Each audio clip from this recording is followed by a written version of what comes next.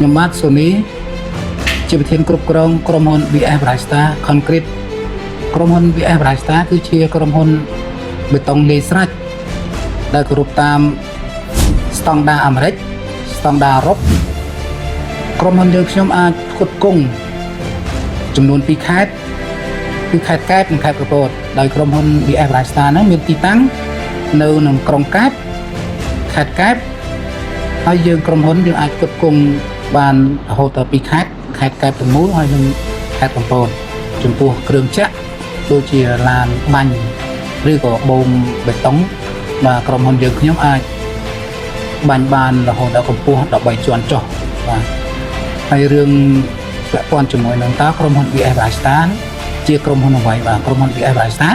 គឺជាក្រុមហ៊ុនរបស់ខ្មែរសុទ្ធសាធហើយវត្ថុធាតុដើមគឺជាខ្មែរគឺវត្ថុធាតុដើមដូចជាស៊ីម៉ងហើយស៊ីម៉ងយើងស៊ីម៉ងអូតរបស់ក្រុមហ៊ុនជីបម៉ងក្រុមហ៊ុនធានាពាក់ព័ន្ធជាមួយនឹងគុណភាពបរិមាណហើយនឹងសេវាកម្មយើងអាចគ្រប់គ្រងមិនឲ្យលោកស្រីដែលជាអតិថិជនជាងខកអំណងឡើយ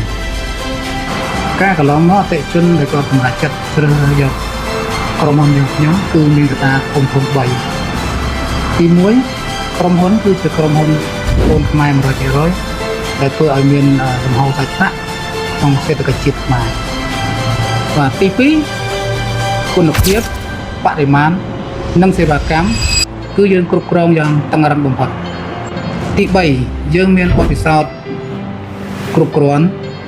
ក្នុងការផ្គត់ផ្គង់រោងយក្សធំគម្រោងរដ្ឋាភិបាលគម្រោងអង្គការហេដ្ឋារចនាសម្ព័ន្ធនិងរោងចក្រផ្សេងៗជាចុងក្រោយខ្ញុំបាទសូមសំណូមពរដល់បងដែលជាអតិថិជន